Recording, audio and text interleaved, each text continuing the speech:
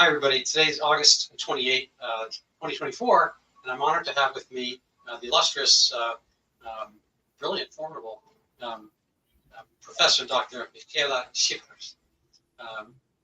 Tell us, Michaéla, what is, where you are, what have you been up to, what are you thinking about, and I guess I'll give a little preview. Are we in a death spiral? Yes, that's the positive news. I'm Michaéla Schippers. I'm professor at the Rotterdam School of Management. And I've been working on positive psychology for a couple of years, but at the same time, since 2020, I got more into the idea that things weren't really great with our society. And then I found out we might even be in a death spiral, which is basically like that we are running around like ants and that we can't get out of the spiral anymore, like the ant mill effect. So I came up with the death spiral effect together with Ioannidis and Matthias Luijks, and we wrote it down and published it, and got it published in Frontiers in Psychology. It is in Frontiers in Sociology. It's published a while ago. So here it is. Yes. So is society caught up? So I guess the first question would be, I suppose you somewhat defined it. What were your symptoms and signs that prompted you to write this, as opposed to, lovely, lightly spiral? Yeah, so the main thing that we see as a death spiral, I called it markers of societal decline. And so there are several markers, and one very important one is that you see increased inequalities. So that there's a lot of difference between people who have a lot of money and people who don't have any money. But in the most extreme case, that is basically access to food. And we have seen that since 2020, hunger has doubled in the world. There's only a few people who know that. If I ask people, do you know that the hunger has doubled since 2020? We had a big gathering in our school about the SDGs, and people were talking, we're not doing a great job on the SDGs.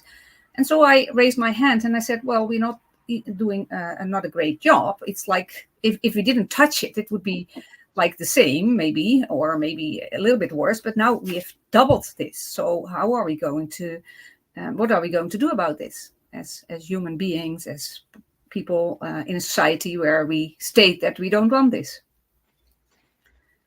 So my kind of short-term memory loss. What was it that happened in 2020? Was it did the Netherlands lose the World Cup? What brought the world to such a climate state? It was Eurovision finals. I can't remember what that was. What happened in 2020? In 2020, there was a COVID-19 crisis. At least it was said there is a COVID-19 crisis. We have to do a lot. And so what you see is that a government started acting. Okay, you can act and bring about positive change, but in this case, I think they acted and brought about negative change in the sense that a lot of lives are being lost. It's not only hunger, it's also, so for instance, during the COVID-19 crisis, 365 million kids are dependent on school meals. So not only didn't they get schooling, they didn't get school meals, and they were left at home, sometimes with abusive parents. Sometimes school is the only place where people are maybe a little bit safer than at home. So, and we know that this is also hurting a whole generation, but it can also last a lifetime. There's a very early report that the loss, the learning loss and the hurt can last a lifetime in terms of not going to school. And that's only for a couple of weeks. We estimated it after a couple of weeks. I wrote a paper that's called For the Greater Good, Devastating Side Effects of the COVID-19 Crisis. And then I already listed like a host of effects, like a whole table with these 365 million people, kids not getting school meals, physical effects, mental effects. So all these were not only predicted, but also already happening in 2020, in June 2020, when I started publishing about this. Well, maybe you can define what is groupthink, but maybe you can touch on that. Yeah, that's a good point. Actually, it's basically groupthink on a very big scale. So you can do it. You have well, groupthink as a individual is hard, but with 2 people, with 3 people, with 4 people, you can start to have the idea that you have to really think the same, so and to concur in your opinions with each other. So a groupthink is basically that you have the idea that you all have to be in the same boat, you have to think alike, and only then. So there's a very pressure on consensus. And you see that also since 2020. Then they say, yeah, all the researchers do. There's consensus among researchers. 97% of the researchers agree on this. So how do you know that to begin with? So there is a lot of groupthink that you see in society, but there's also a lot of, and that is usually a bias that happens, but also there's a lot of explicit pressure to think alike and to be in the same boat and to not have a different opinion. And that is also a very important marker of societal decline. It's basically scientific freedom, but also freedom of thought, freedom of speech. If these disappear, then yeah, you're in a bad state. Let's put it that way. Yeah. Preemptive overreaction shows that one is taking forceful and decisive action against a perceived threat that may never materialize, and so forth. Anyway, that's that sounds a little bit like what we had there, doesn't it? Mm-hmm. True. That's definitely what we saw. Yeah, and so, still seeing it, because it's not over in a sense that it seems like since then freedoms have become even less.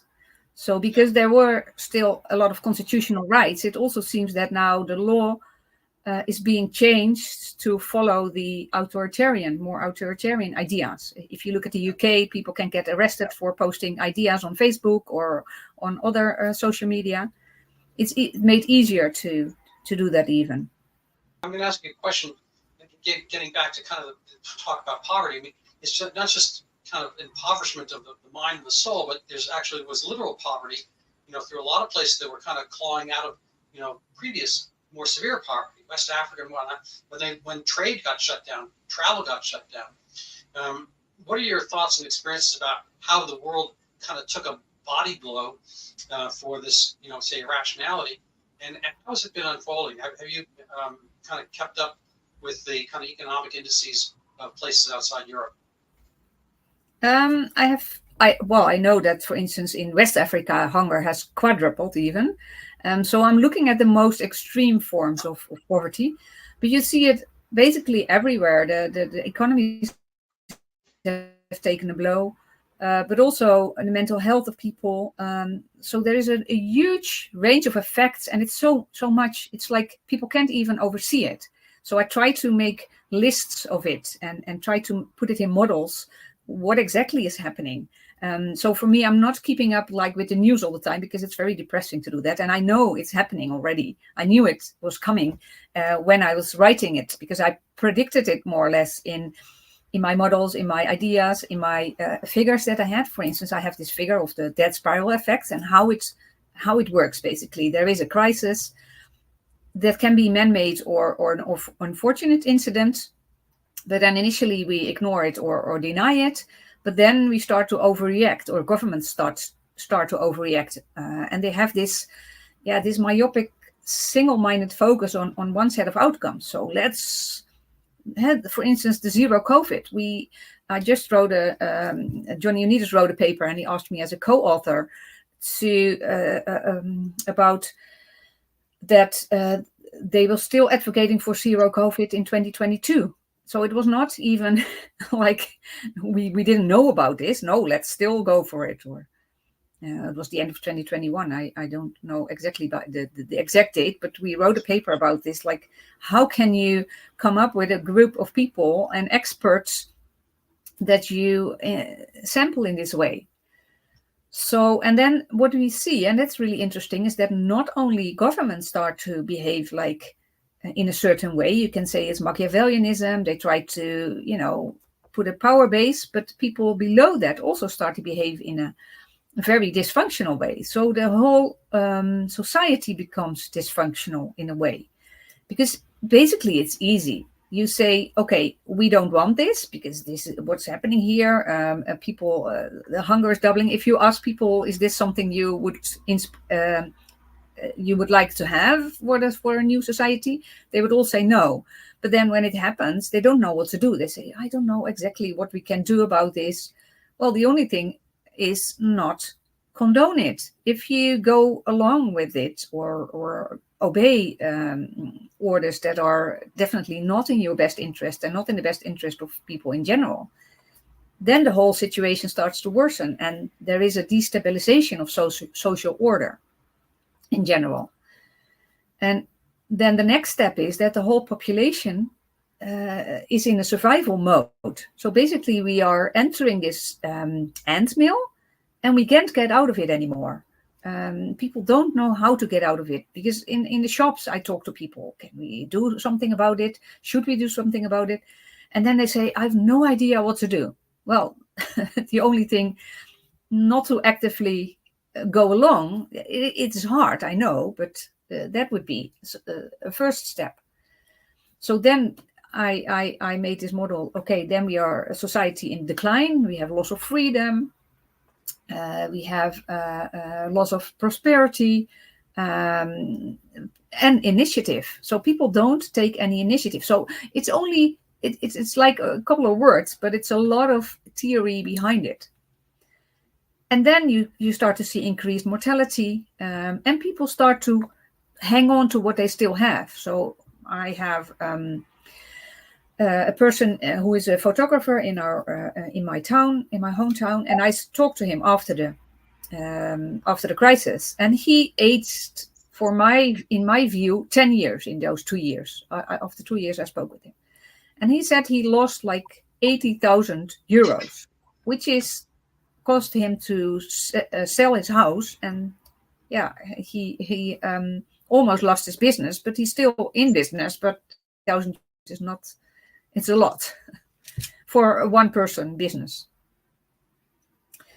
So yeah, what can we do? We have to try to break this downward spiral, because if we don't do anything, it will go down the drain, let's say. Then there is societal demise. So if we don't do that, then low quality decision making is propagated. So the government, there's government overreach, and probably also institutionalized dispossession, in the sense that the government will say, well, we need your house, we need your, I don't know, whatever you have. It's no longer yours anymore because we need it for the greater good. We already see some changes in laws also in the Netherlands that in theory they can say, hey, we need your house because we need people from abroad to live in your house. And so where am I going to live? Well, that's I don't know. Yeah, I think, and then you have this triangle of death, war, famine, and pandemics that have been, other people have been also commenting on this. For instance, Michael Jan, who is a former Green Beret, he also said this is the triangle of death. And so what can we do? So I didn't want to leave it at this negative message, basically. I said, well, let's go for a positive change and make a conscious and deliberate attempt to break this downward spiral. So, and then we can go to the positive effect. That might be a good idea to do that. To the positive figure 2, I think it is. Okay. Sorry about that. Sorry? Hold on. Yeah, let me get to it. That's figure 3, actually. Yeah. If you look at it in 4 quadrants, if you have a society in development, for instance, after World War II, you've seen an upward spiral, basically increasing ease of collaboration between groups and nations, stabilizing society, building up of social institutions. So that was, I thought, that's a society in development. It's not stable yet, but it's developing in a positive way towards a positive society. And so I thought in phase 2, we start to see already a little bit of decline. You see a lot of sociologists, they say that the seeds of decline are often already built in a society. So I've also mentioned the Roman Empire, of course, as one of the examples, which you see, for instance, just before it collapses, there's a huge increase in inequalities. You can, even if you look at the difference in income before and 200 years later, just before the collapse. And then you see that, you have functioning social institutions, societal problems are being addressed, and you have a relative stable society, but you already see the seeds of decline in rising inequalities. And also trust in social institutions goes down in a certain period of time. In 2020, you see a huge decrease in trust in social institutions. So if you go to phase 3, then you see that, you start to see a more dysfunctional society, extreme inequalities. Now, well, I've written a couple of papers also on aggressive measures, also with John Ioannidis, on how this becomes extremely unequal, and these societal problems increase. You see that countries where there are a lot of inequalities, they also have a lot of societal problems. And then you start to see dysfunctionalities. And in phase 4, of course, you get a declining or collapsing society, and then you get this triangle of debt again, which I also mentioned in the bigger figure, which is basically a collapsing society in the sense that everybody tries to survive somehow, and that's an extreme survival mode. If you're in a war, famine, and pandemics, why it's called triangle of death, because these three go together. Michael Jon told me, I spoke with him also, told me he read like a dozen of books on countries where this happens, and then you can see the patterns of how it happens. So the whole fabric of society is torn, and it's not really functional. But still, I think we need to break that downward spiral, because when I mentioned in my class, I mentioned learned helplessness. So a lot of students kind of latched onto that. And after the class, people came to me and I said, this is exactly what I feel. So that it cannot influence it, basically. That's also even more important than losing hope. Mm-hmm. Yeah, so the end mail is basically the same as the death spiral effect. It's basically an end mail effect, where people or groups get stuck in a behavioral mode that leads to repeated bad decision making, which may result in the collapse of society. So it's the same. I just thought I couldn't choose between death spiral effect and end mail effect. It's basically the same. But then you can ask, especially Matthias W, a colleague from Ghent University. He's talking a lot about mass formation. So how does it relate? Well, this is also the mass is behaving like a swarm or a group of molecules. But that's because people are in an altered psychological state. And the end result is a totalitarian mindset where deviation of the main narrative is not accepted. So it is similar. So these are similar effects, but it's not exactly the same. So and then groupthink, we already spoke a little bit about that. And this is a mode of thinking where you only have to accept the viewpoint. So it's a bit more narrow. So they have to think of the group consensus is really important, and independent of what individuals think. Groupthink is a really strong effect that you do see during this whole period, a lot. And there is also my colleague Joffe, Arie Joffe, he wrote a paper about that also, about how groupthink is in this. And I also had it in some earlier models already mentioned. And let's see, which one is this? I can't see it. Oh yeah, the Abilene paradox. So that is that they take different. So that's what you see with the SDGs. Basically, we want one thing, but we do the other thing, and it's a kind of a self-defeating process.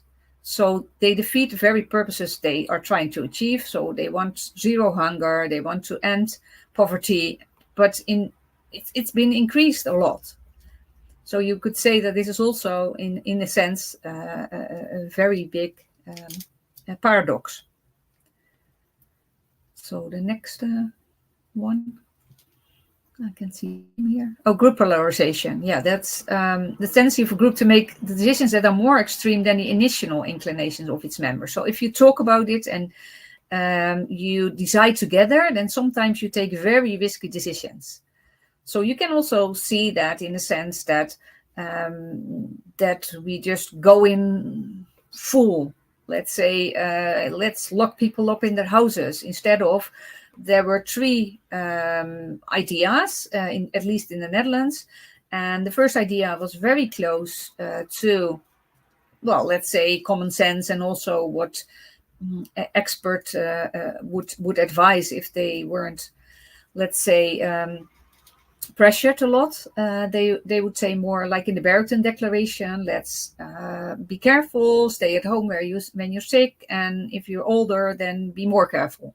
But keep society open. But now we kind of made a very risky decision to close schools, close businesses, and these had all these negative side effects.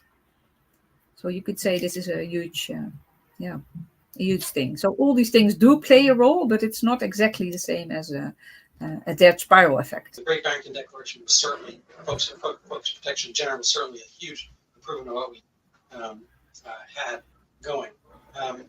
So yeah, can I just briefly comment on that? Because I also wrote a paper on how governments could optimize their decision making in COVID-19 by using reflexivity. Because if you see what they said the dead number would be and what it actual was, there was like, I don't know, 400. There was such an increase. So I've been trying to correct all the figures, like I had to read them 3 times because I couldn't believe there was such a difference between the prediction and the actual outcome. You're talking about like the Imperial College estimation with the guy Neil Ferguson, not our Niall Ferguson, but Neil Ferguson, in the UK. That guy, is that the one? Mm-hmm. Mm-hmm. Yeah, it's crazy. And he was the one who I guess got caught. He got caught and got caught out. Kind of disobeying all the things that he was partying without mask. He's treating it. That was in the Netherlands the same actually for politicians. Yeah. So there was a politician in the Netherlands who had a marriage, and he was doing everything they forbid for the regular people to do. There's kind of this gaslighting aspect that I think contributes to the death spiral. That otherwise I think people would be able to get out of it. Yeah, what I also find really interesting was in my village. I live in a historical village in the Netherlands, which is really beautiful. And in the winter, during the lockdown, there was ice. It was freezing, and we have like this former inner sea, which is now a huge lake, and it gets frozen over once every couple of years, let's say once every 5 years or something. And then people have this 100-year-old tradition that they go ice sailing. And they have these special boats that are beautiful, sometimes 100 years old, on which they can do ice sailing. And so it was freezing over, and people started to ice sail. And then the police came, and other people, came and said, "You're not allowed to do this." And we were not allowed. They were not allowed to party and everything. And then they just, there were like hundreds of people, and there were like 5 policemen, so they were totally ignored. But then I'm like, why do you don't let let anyone take away your party, but you do take your livelihood? Is that more important than just these nice? I don't know. Why is leadership important to reversing a death spiral? I mean, do we have leadership? Is anybody aware of this, for instance? Well, it depends on your definition of leadership, but there are different kind of leaders, and the leader that I mentioned here is actually a leader that really wants to make a difference, and also is not about him. It's about making a real change, like Mandela. And personally, I think Mandela did a good job, but he never finished the job. I've been to South Africa, and I've seen more or less seen how it's now, how the state is now, and he did a good job in not playing a blame game. And do we need leaders? not necessarily. I think leadership in general is overrated. But if we can have somebody taking the lead in turning things around, so that's why it's pretty new term actually, turnaround leadership. But I think it's needed in this period of time. And this leader also needs to have this determination to break the negative spiral. And what kind of leaders do we have now? We have people who want to be in office, who want to be recognized, want to have all the things that are really good. We do have some leaders, I think, or some people that are really interested in the good for society, but these often do not reach the highest level and do not get to say a lot. So I think as a society, we need to say that we want those leaders. So and in general then also, but that's a little different story. I don't think the democracy that we have right now is the best way to organize this. So I would say a form of direct democracy, even if you look from the literature, if you look from a scientific standpoint, then people who live in countries where there is a relatively more direct democracy are happier, and also that it's better for people to have a say in things. So representative democracy is not the best way, I think. Yeah, well, it's having this kind of fluidity of societies with, say, open borders or facilities that are, leads to a society in flux and leads to stresses and so forth. People think diversity is a strength, and it is in some ways, but, going from A to B is really tricky. And there's a lot of fissures and fractions and factions that can fight each other. But I want to get back to your, you're welcome to comment to my comment, but I'd kind of like to add figure 3 if you want to do that. Your choice. Yeah. And very important is smaller groups indeed on also decision making, let's say local, and also, but of course I think people should decide together what kind of decision making process they want. But let's go to the model indeed. So open-mindedness, openness to change is really important. So we have to say, okay, we want to do this differently. What are we going to do? Then, as I said, turnaround leadership and the determination to break this spiral. But then you need a reflection on the current situation and an assessment of the unwanted and a desired situation, which is something I developed. It's called Letters to the Future. And in Letters to the Future, you can write as a person, or you can do this as a group, but you can think about what your ideal world looks like. So you think about what will the world look like if we go on like this, and what do I want the world to look like if I were God for a day or a year, I don't know, for some time. And then in the second part, so there's more questions than just those two, but in the second part I can write about what am I going to contribute as a person. So I do this with my students. I did this last year in the course, and students really like it because they want to think what they want to do, and then it's very structured in a very structured way, and then you can break this negative spiral together. So then, if people have assessed this situation, the desired situation, then you can develop a strategy. So people will start to act right away instead of develop this strategy. Then I think you should restore trust, because trust in government, trust in institutions is historically low, at least in the Netherlands. I don't know how it's in the States, but I'm pretty sure it's pretty widespread. So as I said, Truth and Reconciliation Committee is better than going for blame game, and people are talking about tribunals and all these things. And we did this after World War II, but it didn't really work. I think probably not the right people or the wrong people might have been convicted, or sometimes the people who did a lot of wrongs, but it didn't help in any way, I think. So avoidance of this blame game is really important, because people will also try to evade this whole process, of course. So involving society members, as I said, a form of direct democracy. is, so I say deliberately a form, because it's not me deciding what kind of form this should take. I think together as people, it's a very difficult process. And it sounds easier to just have a leader and this person is going to say what needs to happen, but involving society members is crucial, I think. So enhancing personal autonomy, that is the counter effect of all this people thinking, I don't have any say in this, I don't know what to do, I don't know how to change this. So this learned helplessness, you enhance personal autonomy and energy. So also people feel more energized. As you said, you had this even about the dog, this prospect of you coming home or your wife coming home was really positive already. Positive ripple effects. It is so if people start to feel happy and feel better, this has a positive ripple effect on society, and this also ensures more high quality decision making. So that's basically, and then you can go reverse this downward spiral. So social inequalities will be decreased. You will have societal resilience. And of course, this is not something that happens automatically. So I talk in the paper a little bit more how this can happen and how this is already being done by some companies and by some organizations.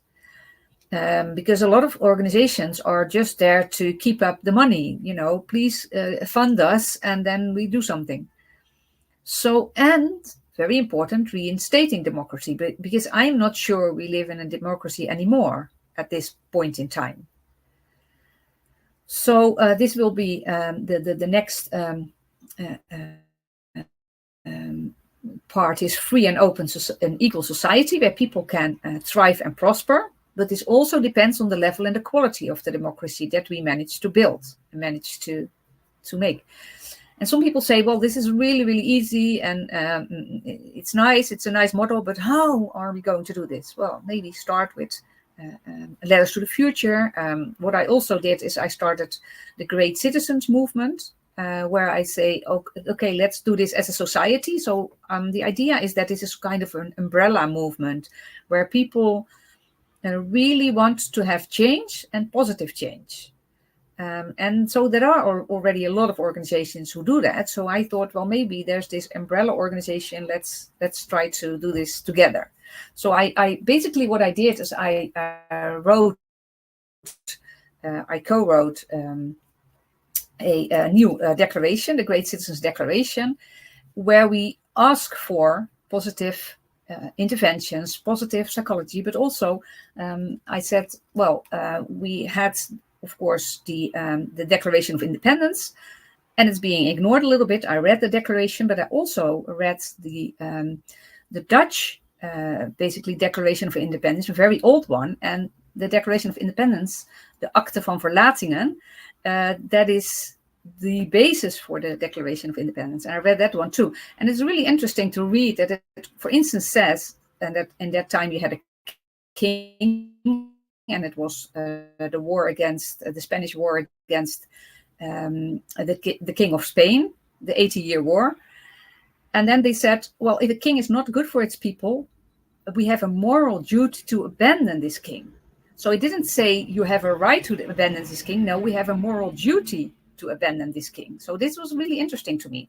So if we do that at this time, if politicians are not good for people, we have a moral duty maybe to abandon them.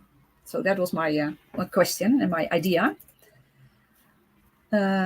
So that's something we can do, and everybody can start today, basically. And I would also call upon people to start today. Write your own letter to the future.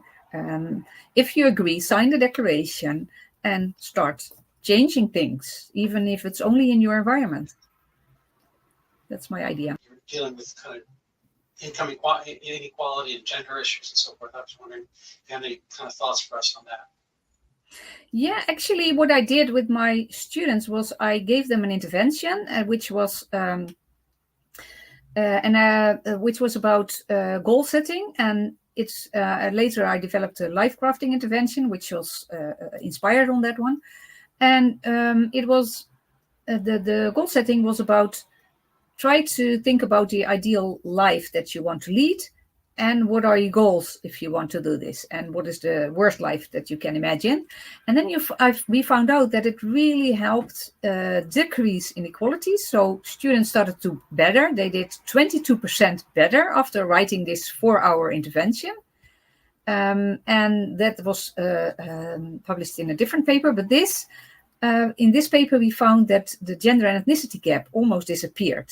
So the gender gap, so we had a huge difference between male and females in our schools. Male students did worse than female students, and that disappeared 98%.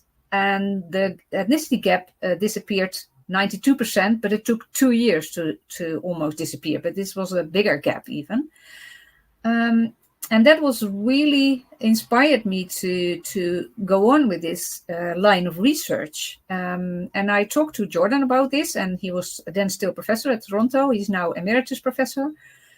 And we spoke a little bit about it. And then I showed him the results, and he said, well, that's great. Let's write it down. So I wrote it down. He's more into personality. So he kept talking about, let's write a little bit about personality in this paper, but we didn't measure it in that sense in this specific paper. And he visited a couple of times Rotterdam School of Management, and after that, recently I met him in Amsterdam because he was doing a show, and the students wanted to invite him to our university, which in the end didn't work out. The university said they didn't have a lecture hall available. But then I emailed him again, and he invited me immediately with my whole team to come and visit his show in Amsterdam. And we talked a little bit backstage. He even invited me for dinner, which was really nice because we talked about the current times, and I talked about the debt spiral effect with him. And I was just thinking about the whole concept at that time. I didn't write it down yet. And Michael Jon was also at that dinner, so it was really nice to see a couple of people and talk with them. Yes, if you want to do ikigai.tv.nl, if you look on ikigai.tv.nl and the challenges, you see the Letters to the Future challenge. Please do the Letters to the Future, and do sign the Great Citizens Declaration if you want to. It's not about my self-promotion, to be honest, because it's not about me. It's about that the world is making a turn for the better. So I think especially we shouldn't have gurus. We should have people should be their own guide and their own guru. And of course you can have inspiration from people, but not take your leaders too seriously. All right. So I'm going to let you go. Thank you so much, Michaéla, for being You're welcome. All right. Thank you so much for bringing some incredible concepts to life. So thank you. I'll just have to mute my phone. Sorry about that. Thanks for inviting me, and it was really nice to be here again and to talk about the debt spiral effect and the way to reverse it. So let's reverse it together, because we are with 8 billion people. We should be able to reverse it. We have more like you. All right. Thank you.